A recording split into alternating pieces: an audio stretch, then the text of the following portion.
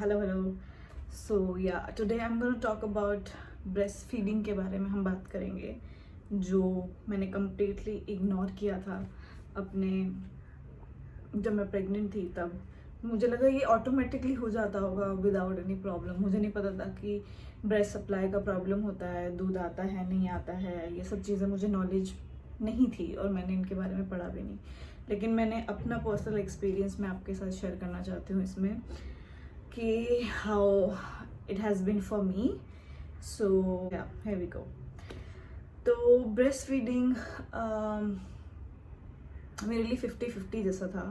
सो इतना इजी भी नहीं था और इतना मुश्किल भी नहीं था, बट या कुछ चैलेंजेस आए जो हमने फेस किए। और अभी भी वो जंग जारी है एक्चुअली। जैसे जैसे बच्चा बड़ा होता है आपका मिल्क सप्लाई बढ़ता रहना चाहिए, तो वो चीज़ें अभी भी चल रही हैं। बट जब बेबी पैदा हुआ था, सी सेक्शन से हुआ मेरा बच्चा, तो इमीडिएटली जो है उसे ब्रेस्ट फीड नहीं कराया गया, उसे फॉर्मूला पे डाला गया जो डॉक्टर्स ने दिया। जबकि मेरे बाद में जब मैंने रिसर्च की तो एक कोलेस्ट्रम करके मिल्क होता है, जो गोल्डन मिल्क इनिशियल 3-4 डेज में निकलता है, वो बच्चे के लिए बहुत ज़्यादा इंपॉर्टेंट होता है, जो मेरे डॉक्टर ने ध्यान ही नहीं दिया था। उनको सीधा फॉर्मूला पिला दिया गया और ये चीज़ उसे दी ही नहीं गई। और मुझे एक दिन में छुट्टी मिल गई थी, तो मुझे ब्रेस्ट फीडिंग सिखाए बगैर भेज दिया गया। उन्होंने सोचा होगा घर में जो होती हैं सास या माँ वो सिखा देंगी, या ऐसा ही होता होगा उनके यहाँ पर। बट एक्चुअली उन लोग को भी बहुत टाइम हो चुका है, तो उनको भी ज़्यादा नहीं पता। But still my mother said that कि you need to stimulate your nipples to express the milk, do that, try that। पर मुझसे हो ही नहीं रहा था, बिकॉज मुझे पता ही नहीं क्या करना है। एंड आई थॉट कि ओके ऐसे ही बेबी को लगा दो, वो अपने आप ही सक करना स्टार्ट हो जाएगा और दूध आना शुरू हो जाएगा। बट वो इतना ईजी था नहीं। Actually initially it was really painful. Like मैं बता नहीं सकती, like I used to scream कि इतना गंदा दर्द होता था। और जैसे ही मतलब एक बार तो ऐसा भी हो गया था कि इसलिए मुझसे नहीं हो रहा, अब इसको फॉर्मूला ही पिलाओ, I can do that. But again जब मैं उसका फेस देखती थी मुझे ऐसा लगता था नो, उसकी इम्यूनिटी बिल्ड करने के लिए ब्रेस्ट मिल्क बहुत ज़्यादा इंपॉर्टेंट है। तो चाहे जितना भी पेन हो, I will bear that, I will scream, I do any crap, but I will feed my baby. मैं उसे ब्रेस्ट मिल्क ज़रूर दूंगी चाहे कुछ भी हो जाए। और वही मैंने किया। वो पेन थ्रू हुआ, मैंने जो है चम्मच से खुद सेल्फ एक्सप्रेस करके निकालना स्टार्ट किया। देन मैंने पंप की मदद ली। तो तीसरे नहीं तो सेकेंड डे मैंने ब्रेस्ट मिल्क पिलाना मतलब कोशिश करना स्टार्ट कर दिया था। तो सिर्फ एक आध बूंद ही निकलती थी, वो भी गोल्डन, वही जो कोलेस्ट्रॉल मिल्क मैं आपको बता रही हूँ। तो हमने वो ऐसे ही देना शुरू कर दिया था, जबकि मुझे बाद में पता चला वो कितना इम्पोर्टेंट था। और जब हम उसको देख रहे थे तो लाइक ये मिल्क तो नहीं है, इट्स वाटर ओनली, इससे बच्चे का क्या पेट भरेगा। तो 2-3 दिन ऐसे ही सिलसिला चलता रहा। मैं चम्मच से निकालती गई कटोरी में थोड़ा थोड़ा, जो जितनी भी बूंदें आ रही थी हम उसको मुंह में डालते ही गए। हमने उसे वेस्ट नहीं किया, हमने उसे दिया। बट हम फिर भी उसको फॉर्मूला देते रहे, मतलब बच्चे को कम से कम 6-7 दिन तो हमने फॉर्मूला दिया ही है। बट साथ में मैंने अपना कोलेस्ट्रॉल मिल्क भी देना शुरू कर दिया था। I used to take him on my breast, जो है ब्रेस्ट मिल्क पिलाने की कोशिश करती थी। धीरे धीरे जो जर्नी है वो इजी होती गई। मम्मी 1 हफ्ता तो लगा मतलब समझने में और ये सब चीज़ें मैनेज होने में। जब मैं 5वें-6ठे दिन ड्रेसिंग के लिए गई थी, तब मुझे डॉक्टर ने सिखाया कि जो आपको एरोला होता है निप्पल के साइड का, वहाँ पे बच्चा सक करेगा तब दूध आएगा, अदरवाइज निप्पल पे सक करने पे दूध नहीं आता है, बल्कि आपके निप्पल डैमेज होंगे। तो तब मुझे पता चला। And then I started, and then I just had enough कि बड़ों को भी नहीं पता कैसे क्या करना है। बस क्वेश्चन हो रहा है आ क्यों नहीं रहा, बट नो बडी नो कि मतलब करना कैसे है, कैसे करते हैं, किसी ने मुझे नहीं सिखाया।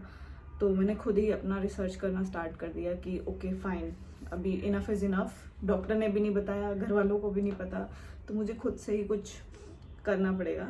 तो मैंने सीखना शुरू किया। And then I got to know how to do that, कि वही अगेन अरोला पे ही आपके बेबी को लैच करवाना पड़ता है। जितना बड़ा मुंह उसका खुलेगा उतना ज़्यादा अच्छा सक करेगा वो और मिल्क आना स्टार्ट हो जाएगा।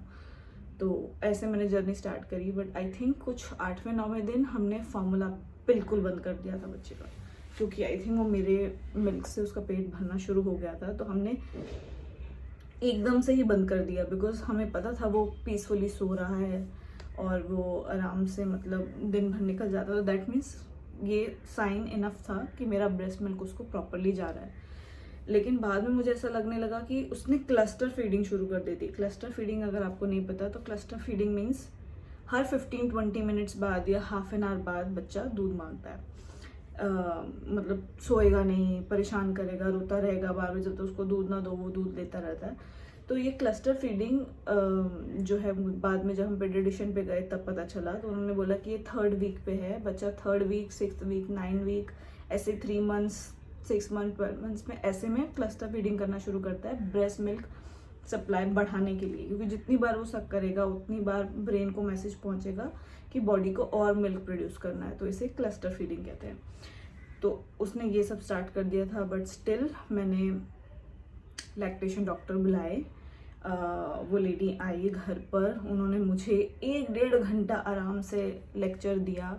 उन्होंने मुझे पूरा समझाया, बर्थ से लेकर, लैक्टेशन से लेकर, ब्रेस्ट फीडिंग और ये सब चीज़ें। तो मैं गिल्ट ट्रिप में थी कि आई थिंक मैं इनफ मिल्क प्रोड्यूस नहीं कर पा रही हूँ अपने बच्चे के लिए। मैं क्या ऐसा करूँ कि मतलब दूध आना शुरू हो जाए।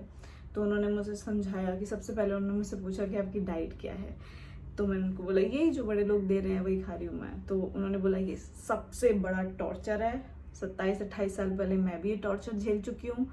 जो माँ का मन करे वो खाना चाहिए। हाँ, इनिशियली आपको 1-2 हफ्ते में बहुत ज़्यादा ध्यान देना चाहिए, बिकॉज द कॉन्स्टिपेशन प्रॉब्लम हो सकती है स्टिचेज में एंड ऑल। बट बाद में आपको जो मन करे वो खाना चाहिए। और वैसे भी दूध फिल्टर होके आता है, ऐसा नहीं है कि माँ छोले राजमा खाएगी तो बच्चे को गैस बन जाएगा। ऐसा ये सब मिथ है, ये पुरानी थ्योरीज हैं। अब साइंटिफिक जितनी भी चीज़ें हैं, पहले नॉलेज नहीं थी सबको इसलिए वो इस तरह से करते थे। बट अब साइंटिफिकली जो है प्रूवन है चीज़ें कि breast milk is very important, but वो फिल्टर होके आता है। तो जो माँ खाए वो बच्चे को नहीं जा सकता कि उसको नुकसान करेगा ऐसा। बट स्टिल मैं वही चीज़ें, मैं थोड़ा ओल्ड ट्रेडिशन और न्यू थोड़ा मिक्स करके चल रही हूँ। एकदम कम्प्लीटली भी मैं डॉक्टर पर रिलाई नहीं करी, एकदम कम्प्लीटली भी मैं बड़ों की बातें नहीं सुन रही हूँ। तो मैं मिड रेंज में चल रही हूँ कि जो चीज़ें मुझे नहीं करनी, जैसे मैं ड्रिंकिंग नहीं कर रही, स्मोकिंग तो मैं करती नहीं, और कम बाहर का खाना, और जितने भी गैस वाली चीज़ें मैंने अभी तक छुई नहीं हैं, तो वो सब मैं ट्राई कर रही हूँ। बट या मेरा जब बाहर से खाने का मन करता है तो I started eating golgappa, chaat and all this thing, because self care भी बहुत ज़्यादा इंपॉर्टेंट है। तो वो मैंने करना शुरू कर दिया है। घर का बना हुआ मैं सब कुछ खा रही हूँ एंड ऐसा कोई प्रॉब्लम नहीं हो रही। लेकिन फिर डॉक्टर ने चेक भी किया था कि मेरा ब्रेस्ट मिल्क सप्लाई कम तो नहीं है, दूध कम तो नहीं आता। तो उन्होंने चेक किया तो उन्होंने बोला ऐसी कोई प्रॉब्लम नहीं है, बच्चा ग्रोथ स्पर्ट पे है, क्लस्टर फीडिंग कर रहा है और वो करेगा, वो तुम्हारे लिए और बच्चे दोनों के लिए अच्छा है। थोड़ा सा बेयर करना पड़ेगा तो जिससे तुम्हारा दूध ऑलरेडी बढ़ जाएगा।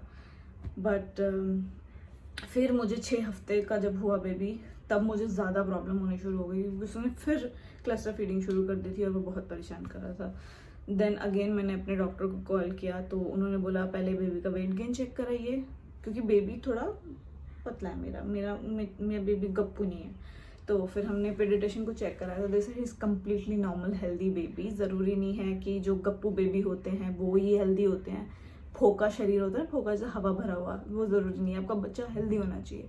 सो आपका बच्चा कम्प्लीटली हेल्दी है, उसका वेट गेन हो रहा है, उसकी हाइट बढ़ रही है, तो इस कम्प्लीटली नॉर्मल। आपका ब्रेस्ट मिल्क उसको प्रॉपरली मिल रहा है तभी उसका वेट गेन हो रहा है, अदरवाइज वेट गेन नहीं होता, वो माइनस में जा रहा होता। तो आपको ये टेंशन लेने की कोई ज़रूरत नहीं है। तो it's completely fine. So now I know it's completely fine, but still doctor recommended me shatavari एक करके सप्लीमेंट आता है जिससे ब्रेस्ट मिल्क जो है वो थोड़ा बढ़ता है। तो अभी मैं क्या कर रही हूँ, मैं पंप भी करती हूँ। जब बच्चा सो रहा होता है तब मैं पंप कर लेती हूँ मिल्क, तो इससे भी जो है वो ब्रेस्ट मिल्क सप्लाई जो बढ़ता है। एंड मैं शतावरी मोस्टली इवनिंग के टाइम में लेती हूँ, क्योंकि इवनिंग के टाइम में ब्रेस्ट मिल्क सप्लाई कम होता है थोड़ा, तो वो मैं तब लेती हूँ, तब उसको इनफ मिल्क मिल जाता है। और रात की फीडिंग्स जो हैं 2-3 बार जब भी उठता है बच्चा, वो ज़रूर देते हैं हम, क्योंकि वो माँ और बच्चे दोनों के लिए ज़रूरी होता है, क्योंकि उस टाइम पे एक हार्मोन रिलीज़ होता है प्रोलैक्टिन करके, कुछ ऐसा ही है, ऐसे ही है कुछ नाम। तो वो हार्मोन जो है वो माँ और बच्चे की बॉन्डिंग के लिए और मिल्क सप्लाई के लिए और ब्रेस्ट में इंगोजमेंट ना हो, गांठें ना पड़ जाएं, वो उसके लिए बहुत ज़रूरी है। तो नाइट फीड्स तो ज़रूर करानी है। तो अभी आई थिंक 10वें दिन के बाद मैंने कभी दिया ही नहीं उसको फॉर्मूला मिल्क। टचवुड मेरी जर्नी थोड़ी स्ट्रेंज इन नॉलेज, एक्चुअली ये लैक ऑफ नॉलेज था। अगर मुझे शुरू से पता होता ना, मैंने पोस्टपार्टम के बारे में नहीं पढ़ा, मैंने बहुत बड़ी मिस्टेक करी।